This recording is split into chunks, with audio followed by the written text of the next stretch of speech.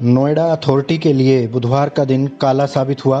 Builder प्रेम के कारण उत्तर प्रदेश के इस चुनिंदा सरकारी संस्थान के इतिहास में एक स्याह अध्याय जुड़ गया।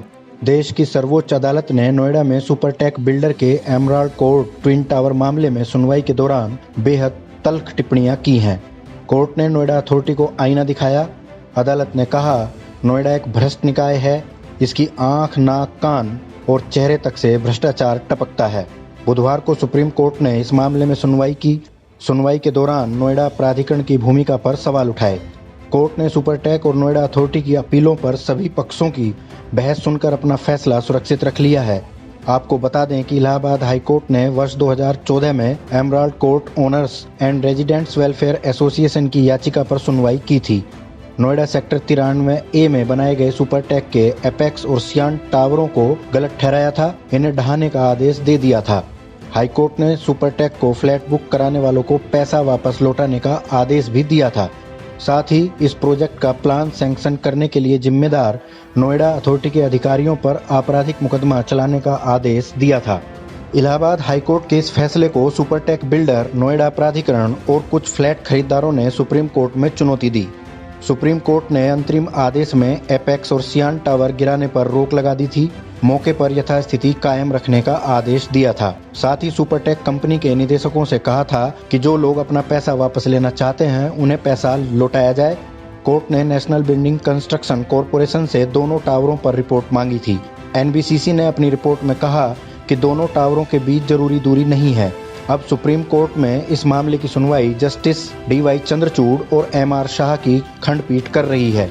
बुधवार को सुनवाई के दौरान नोएडा अथॉरिटी के वकील रविंद्र कुमार ने जब एमराल्ड कोर्ट के एपेक्स और सियान टावर के निर्माण को जायज ठहराया और रेजिडेंट वेलफेयर एसोसिएशन की ओर से दी गई दलीलों का विरोध किया, तो जस्टिस MR शाह ने उनके बहस के तरीके पर टिप्पणी की।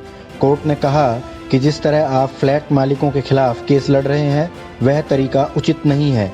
कोर्ट ने कहा, आप सुपरटेक की केवल मदद नहीं कर रहे हैं, आप उसके साथ मिले हुए हैं। इसके बाद जस्टिस चंद्रचूड़ ने मामले में नोएडा अथॉरिटी की भूमिका पर सवाल उठाते हुए कहा, नोएडा का काम हैरान करने वाला है। जब आपसे रेजिडेंट वेलफेयर एसोसिएशन ने बिल्डिंग का सैंक्शन प्लान मांगा तो आपने सुपरटेक से पूछा और उसने मना कर दिया। आपने बिल्डिंग प्लान नहीं दिया। अंत में इलाहाबाद हाई कोर्ट के आदेश पर आपने अदालत में प्लान दिया। आप सुपरटेक की मदद ही नहीं कर रहे हैं, आपकी उसके साथ मिलीभगत है। नोएडा एक भ्रष्ट निकाय है। इसकी आंख, नाक, कान और यहाँ तक कि चेहरे तक से भ्रष्टाचार टपकता है। जस्टिस चंद्रचूड़ ने आगे कहा, हम लोग भी वकील रहे हैं। याचिकाकर्ता, प्रतिवादी और अथॉरिटी सभी की ओर से पेश हुए हैं। इसके बाद प्राधिकरण के एडवोकेट रविंद्र कुमार ने एपेक्स और सियान टावर के सैंक्शन प्लान और टावरों के बीच दूरी से संबंधित नियमों, बिल्डिंग ब्लॉक आदि का हवाला देना शुरू किया। इस मामले में रेजिडेंट्स एसोसिएशन की मुख्य दलील है कि सुपरटेक ने एपेक्स और सियान टावर बनाने में दो बिल्डिंगों के बीच की जरूरी दूरी से जुड़े नियमों का उल्लंघन किया है। इसके अलावा सुपरटेक ने इसके लिए तय कॉमन एरिया और हरित क्षेत्र में कटौती करके उस जगह नए टावर बनाने से पहले उनकी सहमति नहीं ली है। कोर्ट ने इस मामले में हल निकालने के लिए न्याय मित्र की भी नियुक्ति की है। सुनवाई में कोर्ट की मदद कर रहे न्याय मित्र गौरव अग्रवाल ने कहा, फायर सेफ्टी के लिहाज से नियम हैं जिनके मुताबिक दो बिल्डिंगों के बीच की दूरी उनकी ऊंचाई के आधार पर तय होती है। सबसे ऊंची बिल्डिंग की ऊंचाई से आधी दूरी दोनों इमारतों के बीच रहनी चाहिए। आप इसे ऐसे समझ सकते हैं, अगर बड़ी बिल्डिंग 20 मीटर ऊंची है तो छोटी और बड़ी बिल्डिंगों के बीच 10 मीटर की दूरी होनी चाहिए। न्याय मित्र ने कहा कि सुप्रीम कोर्ट को भविष्य के लिए दो इमारतों के बीच जरूरी दूरी के बारे में व्याख्या करनी चाहिए। इसके बाद प्राधिकरण के एडवोकेट रविंद्र कुमार ने फिर अदालत से कहा, बिल्डिंग सैंक्शन प्लान देने वाले नोएडा अथॉरिटी के अधिकारियों को प्रोसिक्यूट करना उचित नहीं होगा। हाईकोर्ट ने न तो अधिकारियों को पक्षकार बनाया और न ही उनका पक्ष सुना। अधिकारियों ने नेशनल बिल्डिंग कंस्ट्रक्शन कॉरपोरेशन के प्राविधानों की बोनाफाइड व्याख्या की है। दूसरी ओर सुपरटेक की ओर से पेश वरिष्ठ वकील विकास सिंह ने अपनी दलील रखी।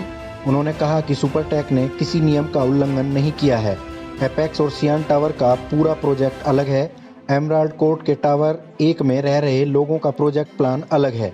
उन लोगों के ग्रीन एरिया को समाप्त नहीं किया गया है, बल्कि नियम के मुताबिक जितना ग्रीन एरिया छोड़ा जाना था उससे ज़्यादा सेंट्रल पार्क में छोड़ा गया है।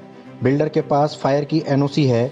बहस पूरी होने पर कोर्ट ने सभी को सोमवार तक संक्षिप्त नोट दाखिल करने की छूट दी और फैसला सुरक्षित रख लिया है। इसके अलावा सुपरटेक ने बुधवार को कोर्ट में एक और जानकारी दी है। बिल्डर ने बताया कि एपेक्स और सियान टावर में कुल 915 फ्लैट और 21 दुकानें हैं। इसमें 633 लोगों ने बुकिंग करवाई थी, जिसमें से 248 लोगों ने पैसा वापस ले लिया है। 133 खरीदारों ने सुपरटेक के दूसरे प्रोजेक्ट्स में निवेश कर दिया है और 252 अभी बचे हैं जिन्होंने पैसा वापस नहीं लिया है। कंपनी के दोनों टावरों से करीब 188 करोड़ रुपए मिले थे, जिसमें से उसने 148 करोड़ रुपए वापस कर दिए हैं। अब कुल मिलाकर सबको सुप्रीम कोर्ट के फैसले का इंतजार है। नोएडा से ट्राई सिटी टुडे के लिए पंकज पाराशर की रिपोर्ट। जरूरी खबरों से अपडेट रहने के लिए हमारा YouTube चैनल जरूर सब्सक्राइब करें।